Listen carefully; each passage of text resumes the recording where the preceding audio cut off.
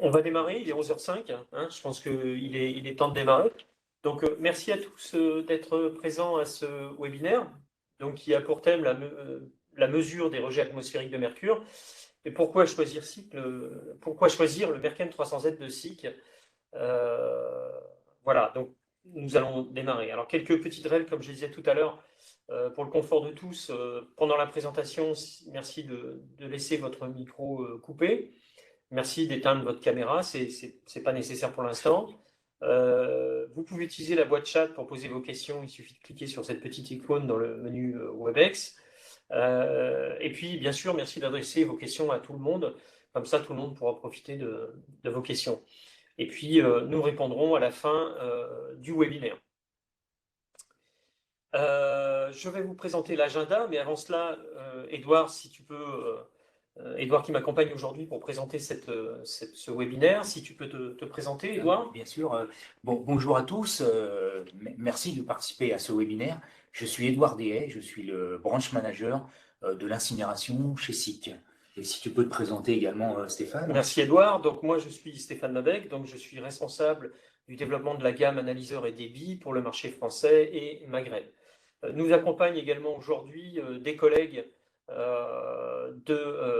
qui s'occupent de la zone Benelux et pour également l'Espagne.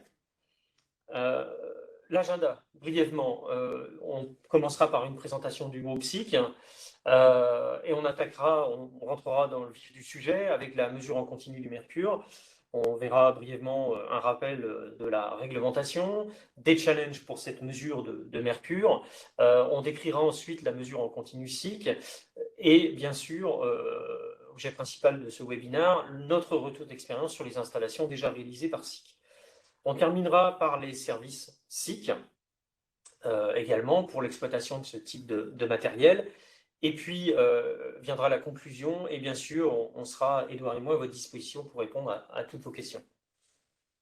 Donc, Edouard, si tu peux présenter le groupe SIC en quelques chiffres. Bien sûr. Alors, le groupe SIC, c'est un groupe allemand. La maison mère a été fondée en 1946 en Allemagne.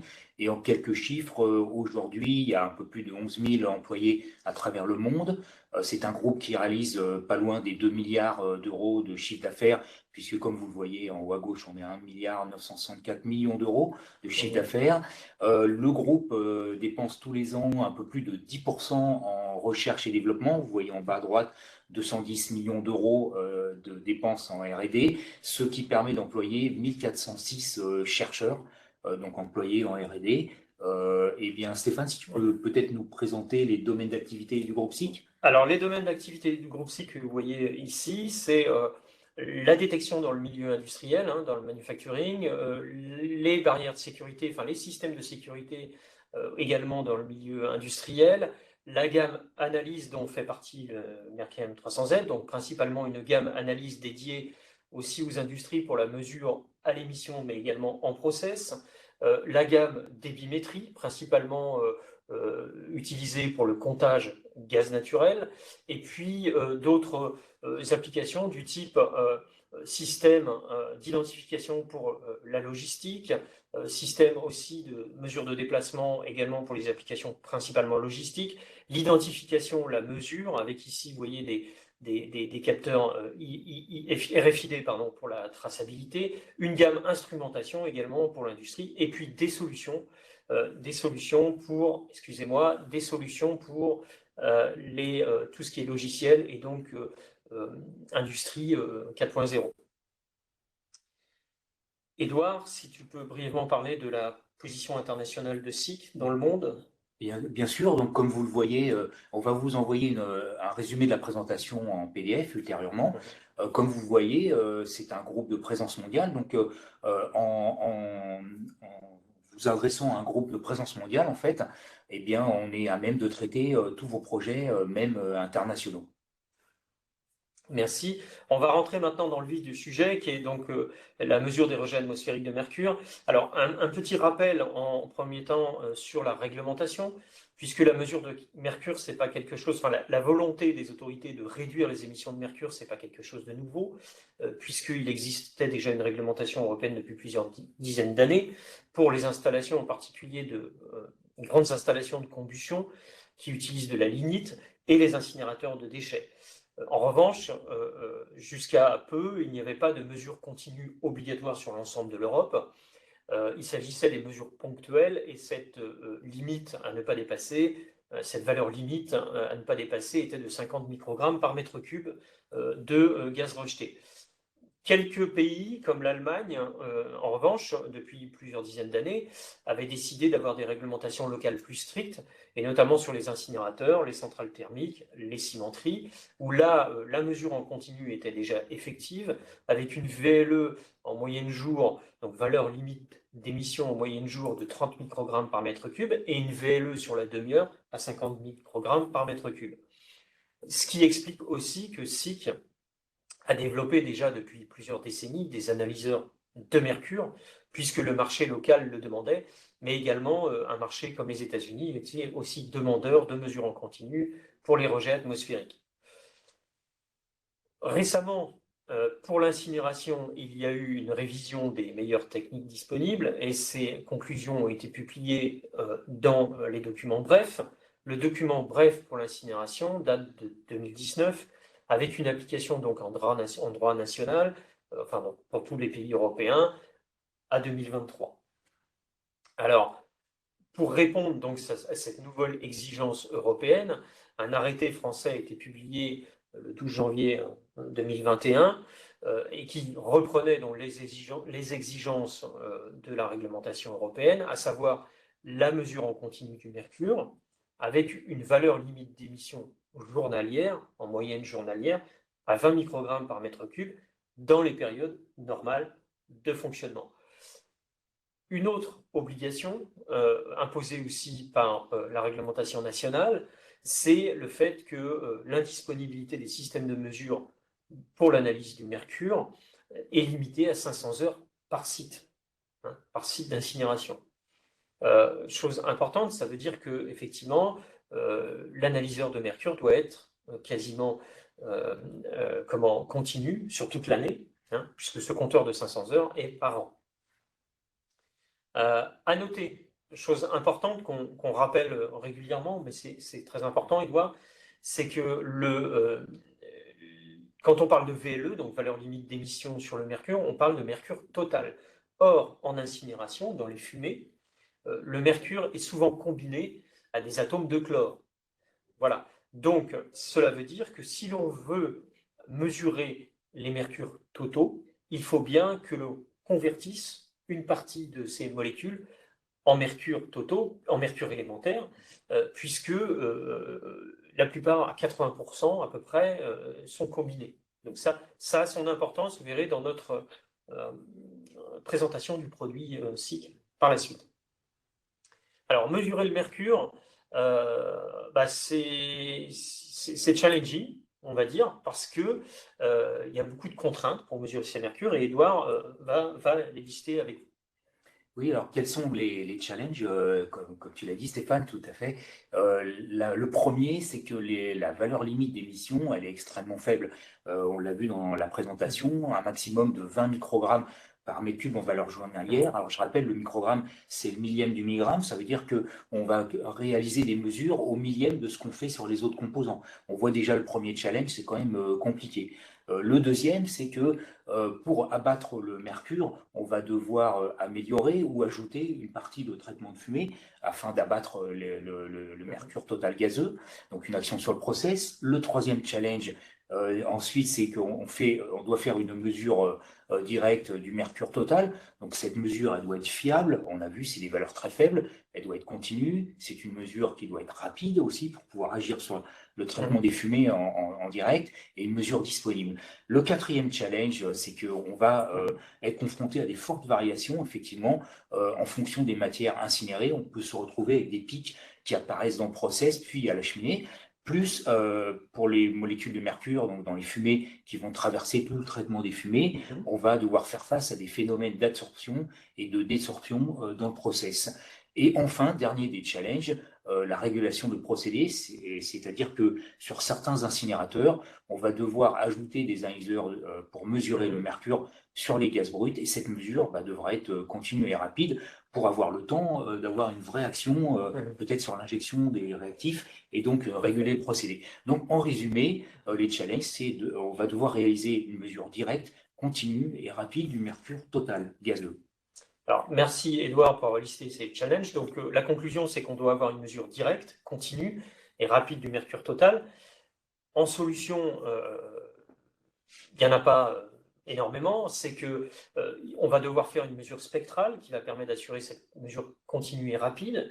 Et en plus, on va devoir faire une mesure extractive puisque l'échantillon gazeux, on va devoir le convertir. Hein. Donc, pour répondre à ces exigences, Edouard va vous présenter dans les détails les principes de mesure du Mercalli 300Z. Oui, Stéphane, ben, en fait, on démarre comme toujours sur une cheminée avec un prélèvement. Ensuite, on va devoir transporter cet échantillon gazeux une fois qu'on l'a prélevé de la cheminée pour ensuite le mesurer donc dans une armoire d'analyse que Stéphane va nous montrer, dans laquelle on commence par une conversion. Donc, comme tu l'as dit, on a beaucoup de mercure qui se sont recombinés avec des différents composants après la combustion dans l'incinérateur. Et donc, ces mercures combinés, ils n'absorbent dans aucun rayonnement. Donc, on va devoir les convertir, donc ça va être fait, on va le voir tout à l'heure, à haute température, de manière à libérer tout le mercure métallique qui était présent déjà en mercure métallique à la cheminée, mais souvent de manière recombinée, comme tu l'as dit, et quelquefois jusqu'à 80% de l'émission de mercure. Et à la fin, c'est une mesure spectrale. Donc l'appareil Mercalli 300Z de SIC, il comprend donc une sonde chauffée posée sur la cheminée, suivie à l'arrière de cette sonde dans un coffret de la filtration chauffée, parce qu'il y a encore un peu de poussière, même s'il y a des filtres à manches ou des électrophiles dans le process. Ensuite, on va transporter l'échantillon avec une ligne chauffée à haute température. Si tu peux voilà, la montrer, Stéphane, merci. Et ensuite, on arrive donc dans l'analyseur. Là, on a une conversion qui est faite à 1000 degrés. Une conversion thermique, on va la voir en détail ensuite. Et pour finir, on fait la mesure elle-même. Donc, c'est une spectroscopie d'absorption. C'est un rayonnement ultraviolet, en fait, une mesure en ultraviolet. Et très important, ça c'est caractéristique ASIC, on utilise la technologie de Seemann, on va la détailler ensuite. Il faut juste mémoriser que cette combinaison avec la technologie de Seemann et cette mesure dans l'ultraviolet avec quasiment aucune modification puisqu'on a une conversion thermique, c'est ce qui conduit à un appareil qui est breveté. Dans ces combinaisons-là, l'appareil Mercalli 300Z de SIC est breveté, donc on ne peut pas nous copier, c'est assez novateur. Ok, donc pour illustrer les propos d'Edouard, voilà une description détaillée de l'équipement, donc de l'ensemble de mesures Mercalli 300Z avec sa sonde et son unité de filtration, la ligne chauffée qui va permettre le transport de l'échantillon gazeux jusqu'à l'analyseur, un système de câbles électropneumatiques qui va permettre d'alimenter en électricité donc la sonde et de piloter les vannes pneumatiques qui sont au niveau de la sonde. Ces deux tuyaux sont raccordés donc sur l'armoire d'analyse Mercalli 300Z. L'échantillon est aspiré par le biais d'un éjecteur alimenté en air instrument. La cellule haute température, l'échantillon est ensuite transmis dans une cellule haute température qui va permettre donc la conversion. On le verra comment ça se passe exactement dans le détail tout à l'heure. La conversion donc des mercures combinés en mercure élémentaire.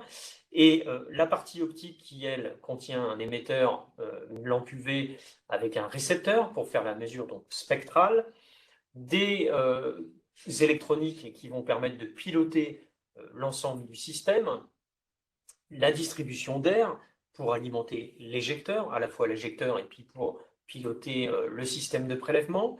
En option, une climatisation. Hein, tout va dépendre de l'ambiance dans laquelle on va installer l'armoire. Et puis le calibrateur, le calcique, qui lui, à l'aide d'une solution de chlorure de mercure vaporisée, va permettre de vérifier la réponse de l'analyseur en plusieurs points. Alors, particularité de ce calibrateur, c'est qu'il a été testé également par le TÜV, et il est clairement mentionné dans le certificat global de l'analyseur. Il a été testé et il peut être utilisé pour réaliser les points de contrôle réguliers CAL3, les points de contrôle périodiques CAL3. Avantage de ce calibrateur, c'est qu'aucun gaz étalon externe n'est requis. Avec ces systèmes d'autocontrôle, on peut aussi étendre la gamme de maintenance de l'appareil et on peut effectuer tous ces points de vérification de manière automatique, donc sans intervention extérieure. Chose très importante aussi qui va avoir un impact fort sur les coûts d'exploitation. Pour entrer plus en détail dans la partie cellules haute température, Edouard va vous présenter une petite vidéo qui vous montre comment la conversion des mercures combinés est faite pour avoir du mercure élémentaire, le seul qui peut être mesuré de manière spectrale. Tout à fait, dans le rayonnement ultraviolet. Donc, sur cette petite vidéo, on va voir donc l'échantillon gazeux qui a été prélevé dans la cheminée, qui arrive dans la cellule, qui elle-même est régulée à 1000 degrés. Et pourquoi elle est régulée à 1000 degrés? Parce que les molécules de mercure combinées, donc de chlorure de mercure, en étant chauffées à cette température, vont être éclatées. Et en fait, on va libérer, on voit la formule, on va libérer tout le mercure métallique et puis le chlore libre à côté. Et en fait, dans le tube intérieur, il y a le rayonnement ultraviolet qui passe, et on va mesurer directement ici dans la cellule, donc tout le mercure métallique, et donc on aura bien une mesure de mercure total gazeux. C'est ça qu'on voulait obtenir. Pour résumer, donc cette conversion haute température, elle est sans catalyseur, donc il n'y a pas de risque de l'empoisonner. Les avantages, c'est un rendement de conversion constant. Il n'y a pas de consommable également. Et comme il y a un rendement de conversion constant, eh bien, il n'y a pas besoin de venir contrôler le ratio de la conversion. On sait qu'il est constant. Voilà. C'est vraiment les avantages de la mesure. Alors, merci Edouard pour ces explications très claires. Plus en détail maintenant, le fameux effet Zeeman, que tu as introduit tout à l'heure. Une petite vidéo là également pour expliquer ça plus en détail. Edouard, je te laisse prendre la main. Merci Stéphane. Donc on démarre avec une lampe UV, on a ensuite un miroir réflecteur, on envoie le faisceau dans la cellule. Tout en haut, il y a un réflecteur qui renvoie le faisceau après la mesure sur le détecteur, donc après l'abattage lié à la présence des molécules de mercure métallique. La lampe UV, en fait, ça c'est l'effet de Zeeman, émet donc une raie spectrale, là on peut mesurer à 254 nanomètres. Et l'effet de Zeeman, c'est qu'en fait, on va mettre un champ magnétique qui va nous permettre d'obtenir non pas une, mais deux longueurs d'onde distinctes. La bleue à gauche, c'est la référence, I0, et la rouge à droite, c'est la mesure grand I, en plein dans le spectre d'absorption dans l'UV du mercure métallique. Donc pour ensuite pouvoir différencier ces deux mesures en permanence, on va rajouter donc un autre phénomène, c'est qu'on va polariser la lumière et on va utiliser un modulateur donc photoélastique. Et ceci, sans pièce mobile, va nous permettre de décaler, donc va d'orienter la lumière et va la décaler de 2 microsecondes. Bon, les 2 microsecondes, ça provient du courant industriel, les 50 Hz du courant qu'on a à la maison. Et ensuite, on va décaler donc dans le temps très rapidement, 2 microsecondes. On a à chaque fois une référence suivie d'une mesure, comme vous le voyez ici. Alors le grand intérêt, et c'est ça l'effet de Zeeman, c'est que on va corriger, on va avoir la meilleure correction d'interférence du marché. Donc, l'avantage, pas de pièce mobile, une vraie mesure continue, et les interférences croisées sont très faibles. Et donc, on va le voir à la suite. Voilà. Donc, effectivement, cette technologie permet de réduire considérablement l'influence des interférences, et en particulier celle du SO2. Oui, et c'est très important parce que, comme je le disais tout à l'heure, on mesure au microgramme, donc c'est le millième du milligramme, donc n'importe quel interférent, n'importe quel gaz donc, qui absorbe dans le rayonnement UV, qui sera présent dans la cellule, risque de nous détruire à notre mesure, qui a des niveaux vraiment extrêmement faibles. Et le SO2, par exemple, lui, il absorbe beaucoup. Donc, qu'est-ce qui va se passer? Eh bien, en fait, vous avez vu tout à l'heure, donc on génère deux longueurs d'onde, donc on va le voir dans le graphe suivant. On voit à gauche la longueur d'onde bleue, et à droite, donc la bleue, c'est la référence, à droite, la rouge, c'est la mesure. Et si vous regardez bien sur l'abscisse, en fait, on joue à la 4e décimale en longueur d'onde, en nanomètres dans l'ultraviolet. Donc, c'est vraiment très, très proche. Donc, il faut bien voir que pour passer du graphe de gauche au graphe de droite, on a zoomé un grand nombre de fois. Et la courbe quelconque, qui est l'absorption, en l'occurrence là, du SO2 qu'on vous présente, en ayant zoomé tellement de fois, on devient comme l'horizon qui est plat, en fait, quand on se rapproche de l'horizon et qu'on descend de la haute altitude. Et donc, en fin de compte, on voit que dans la référence et dans la mesure, l'interférence du SO2, ici, par exemple, si on prend 1000 mg, c'est ce qu'a fait le TUF, 1000 mg de SO2 comme interférent, eh bien, on voit qu'on a la même valeur. Et bien, ça, c'est un offset. Comme on l'a la même sur la référence et sur la mesure, eh bien, on s'est retranché de notre mesure de mercure, cet offset. Et vous voyez le petit tableau ici, par exemple, 1000 mg, ce que vous n'aurez jamais à la cheminée. En SO2, ça c'est quand on est en sortie four, la déviation elle est seulement de moins 0,065 microgrammes par mètre cube sur notre mesure. Donc c'est quasiment rien. Et en plus, c'est des valeurs que vous n'aurez jamais à la cheminée. Vous voyez tous les polluants qui interfèrent. Et pour mémoriser, en fait, la totalité des autres interférents, elle n'intervient pas à plus de 0,05 microgrammes. En résumé, on est à moins de 0,5% de la gamme de certification. Je rappelle, la gamme la plus faible certifiée par le TÜV, c'est 10 microgrammes fin d'échelle sur le Merkem 300Z. Et alors, ce qui permet effectivement une performance exceptionnelle de l'appareil en termes d'influence par rapport aux interférents, et ce qui permet de dire aussi que à ces concentrations-là, on n'est plus sur des mesures process. Et c'est pour ça d'ailleurs qu'on utilise le Merkem 300Z aussi pour faire les mesures process. Tout à fait, pas de catalyseur, donc pas de risque d'empoisonnement. Donc, bien sûr, on peut l'utiliser dans les pires conditions en procédé, avec des grandes concentrations de polluants agressifs. Et comme on l'a vu, comme il y a la meilleure correction d'interférence du marché, on aura toujours une mesure extrêmement fiable dans, je rappelle, le niveau du microgramme pour la mesure de mercure total gazeux.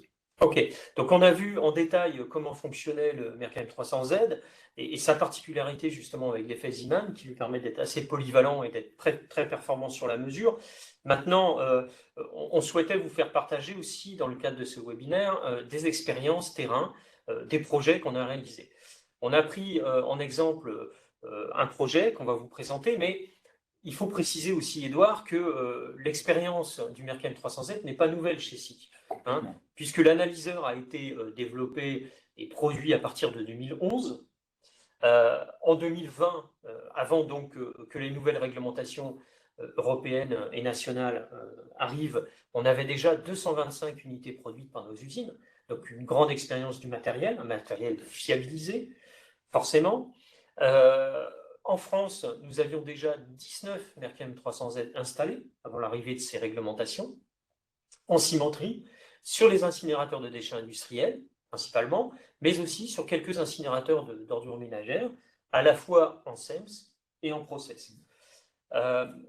Depuis 2021, évidemment, nous avons eu beaucoup de sollicitations de la part des incinérateurs et nous avons déjà installé 35 Merkem 300Z supplémentaires sur le territoire national.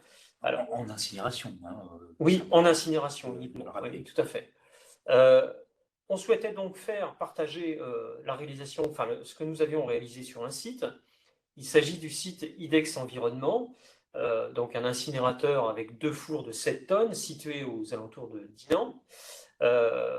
Sur ce site, il y a déjà eu une rénovation du traitement de fumée en 2005 et 2012.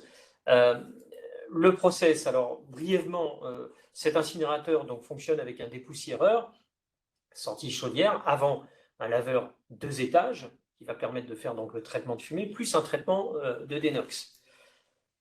Donc, pourquoi une mise en conformité bien avant l'échéance de 2023 Tout simplement parce que le client, l'exploitant et le client final souhaitaient évaluer les rejets de mercure sur son installation afin de déterminer s'il était nécessaire ou pas de faire un traitement de fumée supplémentaire.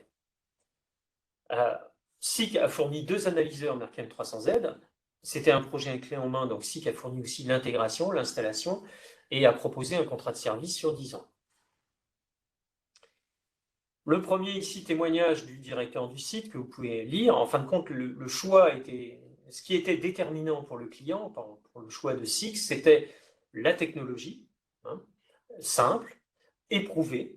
Donc on vous a parlé des expériences déjà, de l'expérience assez longue avec ce produit, ce Merkem 300Z, le fait que la maintenance soit réduite et qu'il y ait une disponibilité très importante de l'appareil. Encore une fois, cet appareil nécessite une maintenance faible et donc des arrêts de mesure qui sont faibles sur l'année et qui permettent de respecter ce besoin de disponibilité, donc de 250 heures par ligne, puisqu'on est sur un site de ligne et que c'est 500 heures par site. Et puis évidemment, les garanties de performance données par le TÜV a finalement décidé également pour le choix du Merkem 300Z. Alors pour entrer plus en détail dans ce projet, vous voyez ici l'installation avant les modifications SICK. Donc vous aviez une cheminée, bien sûr, comme souvent, assez encombrée, avec des analyseurs existants, des distances aussi de lignes chauffées importantes. Vous les voyez là sur la deuxième photo, 50 à 60 mètres entre le prélèvement et l'analyseur. Donc comme on l'a dit, c'est un critère important puisque il faut un temps de réponse court sur ces analyses.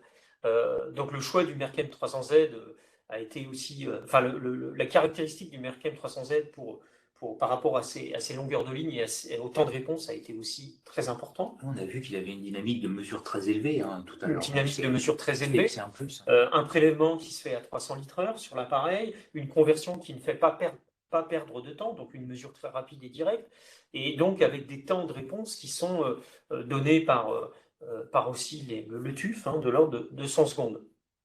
Donc très très court par rapport aux autres matériels qui peuvent exister sur le marché. Chose importante aussi pour le client, vous voyez que l'espace était très restreint dans la cabine d'analyse existante, donc il n'était pas question pour l'exploitant de venir mettre des analyseurs au chausse-pied dans ce shelter, dans cette cabine d'analyse. Donc il a fallu trouver une solution assez originale pour répondre aux besoins du client. Et puis bien sûr, critère très important souvent dans ce genre de projet, c'est qu'il ne faut pas interrompre les mesures existantes. Donc il fallait intervenir, modifier ce shelter, modifier l'installation sans perturber les autres mesures. L'utilisation aussi des chemins de câbles existants permettait aussi d'optimiser les coûts d'investissement sur ce projet. Alors voilà le résultat. Vous voyez ici à gauche l'unité de filtration SIC, donc propre, protégée, installée, avec simplement 2 tubes pour le raccordement. Donc une installation, on peut le voir, très très propre. Les lignes chauffées ont pu être installées dans les chemins de câbles existants. Vous voyez là, c'est très très bien fait par notre sous-traitant. Et puis, originalité de ce projet, une extension de shelter, donc il a fallu s'adapter avec un fournisseur de shelter pour proposer quelque chose de cohérent et qui permettait encore une fois de modifier, de ne pas beaucoup modifier l'installation.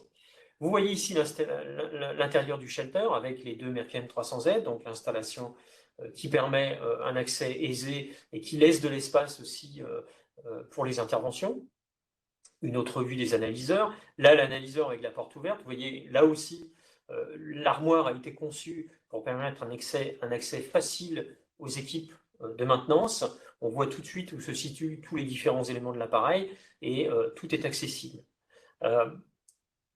Également sur ce projet, à préciser des résultats excellents sur le CAL2. Alors, nous avons fait appel au laboratoire l'ESSES sur ce projet, très compétent en la matière et très efficace pour, en tous les cas, les mesures de mercure. On a pu expérimenter. C'est le laboratoire que SIC mandate souvent sur les projets. Vous voyez que les courbes sont excellentes, les courbes de réponse sont excellentes. On a obtenu des droites avec un coefficient directeur proche de 1, un coefficient de régression proche de 1 également, et évidemment un succès immédiat au test de variabilité. Là aussi, le témoignage du directeur adjoint de ce site. Donc, toutes les consignes ont été respectées aussi bien en termes de sécurité qu'en termes de maintien en fonctionnement des analyseurs déjà en place. Et puis, notre équipe projet a particulièrement satisfait aussi ce client en respectant le planning et en apportant des réponses claires et de qualité.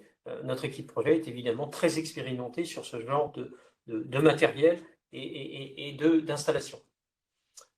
Petit commentaire, je reviendrai tout à l'heure à la fin de nos présentations sur ce sujet également. On a installé ce qu'on appelle un coffret MPR, donc qui va nous permettre de faire des connexions sécurisées à distance, donc prendre la main à distance sur les matériels. Et ce coffret renferme aussi un petit boîtier. Je vous expliquerai tout à l'heure à quoi il sert, mais très très utile aussi pour s'assurer du bon fonctionnement des analyseurs et éviter toute panne, toute intervention inutile. D'autres projets, bien sûr, je vous parlais tout à l'heure de 35 analyseurs mercure, d'autres projets ont été réalisés, évidemment. Édouard, je te laisse peut-être présenter brièvement d'autres projets.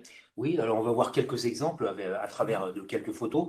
Donc là, vous voyez l'incinérateur de Lyon-Sud, Gerland, pour lequel il y a donc 3 lignes d'incinération. On a installé 3 analyseurs mètres, ligne 1, ligne 2, ligne 3, qu'on voit sur cette photo. Et puis en face, on ne le voit pas, mais vous avez le redondant, donc un 4e analyseur de mercure qui vient redonder sur les lignes 1, ligne 2, ligne 3, ces 3 analyseurs titulaires.